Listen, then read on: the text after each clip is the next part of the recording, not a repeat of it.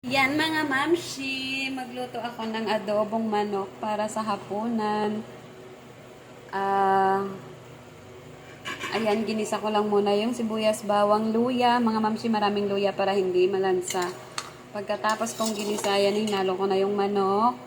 At pagkatapos mga mamshi, ayan, nilagyan ko siya ng konting toyo. Konting toyo lang mga mamshi. Ayan, sa mahinang apoy lang. Pagkatapos, lagyan ng suka, konting asukal, konting MSG. Ayan, ganun lang mga mamshi. Ganito lang kahina ang apoy niya mga mamshi. Ayan, mamaya-mayang konti lalagyan ko siya ng siling green para may kagat siya ng anghang. So, ayan, hinaan lang natin ang apoy para maluto talaga siya mga mamshi. So, ayan, takpan muna natin. So, ayan, after mga mamshi, 20 minutes, luto na siya. Lalagay na natin yung sili. Mga mamshi, masarap na siya. So, ayan. Oh. So, patayin na rin natin mga mamshi. Ay, mga 5 minutes pa mga mamshi. Tapos patayin na natin yung apoy.